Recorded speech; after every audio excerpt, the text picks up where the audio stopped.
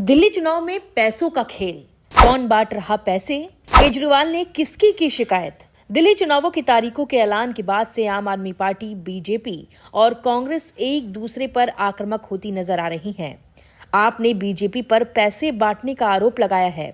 इसे लेकर दिल्ली के पूर्व मुख्यमंत्री और आम आदमी पार्टी के संयोजक अरविंद केजरीवाल चुनाव आयोग तक पहुंच गए। उन्होंने चुनाव आयोग से बीजेपी नेता प्रवेश वर्मा के घर रेड डालने की अपील कर डाली। उन्होंने बीजेपी नेता प्रवेश वर्मा पर महिलाओं को खुले में 1100 रुपए बांटने का आरोप लगाया। केजरीवाल ने कहा कि भाजपा नेता नौकरियों का झांसा देकर लोगों से वोट मांग रहे हैं और चुनाव आचार संहिता का उल्लंघन कर रहे हैं। उनकी उम्मीदवारी रद्द कर देनी चाहिए। कि नई दिल्ली विधानसभा के अंदर प्रवेश वर्मा जी खुलेआम जॉब कैंप लगा रहे हैं, रजिस्ट्रेशन कर रहे हैं, खुलेआम पैसे बांटे जा रहे हैं, खुलेआम हेल्थ कैंप में चश्मे बांटे जा रहे हैं। 15 जनवरी को उन्होंने ऐलान किया है कि जॉब फेयर लगाए जाएंगे। ये सारे के सारे इलेक्शन कमीशन की अलग अलग रूल्स और ऑर्डर्स के तहत, इंस्ट्रक्शंस के तहत, ये करप्ट प्रैक्टिसेस के तहत आता है।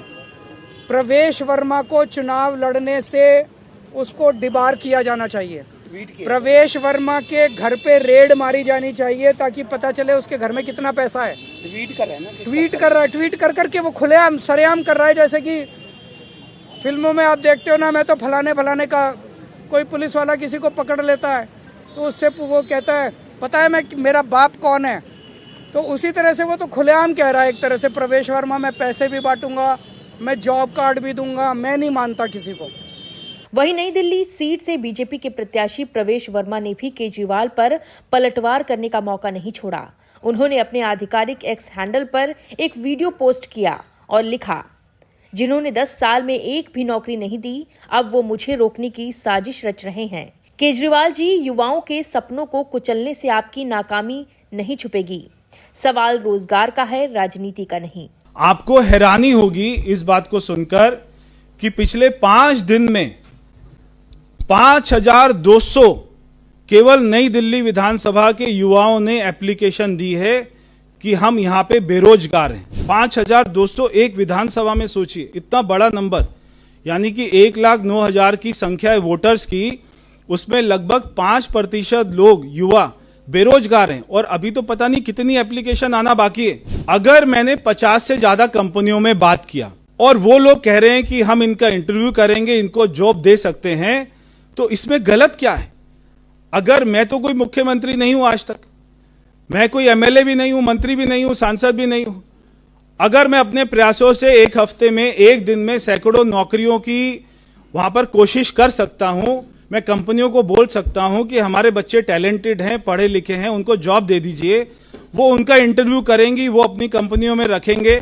मैं उनको जॉब नहीं दे रहा, जो बड़ी बड़ी कंपनियां वो उनको जॉब दे रही हैं। तो अरविंद केजरीवाल जी एक तरफ तो एक भी युवा को नौकरी नहीं दे पाए, और अगर मैं कोई भी कोशिश कर रहा हूं तो मेरे को रोका जा रहा है। आपने अगर 11 साल में यहां के 5000 भी युवाओं को नौकरी दी होती, 500 युवाओं को भी नौकरी दी होती, तो मुझे ये काम करने की जरूरत नहीं पड़ती।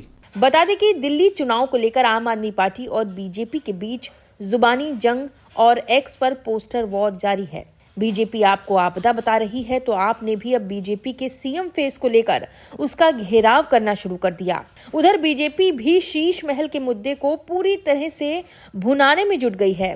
बहरहाल चुनावी ग्राउंड पर जो माहौल देखने को मिल रहा है, उससे यही लगता है कि पिछले चुनावों की तरह इस बार का चुनाव आपके लिए आसान नहीं होने वाला। ये चुनाव केजरीवाल का सबसे मुश्किल चुनाव साबित होता नजर आ रहा है। Bureau report, journalist India.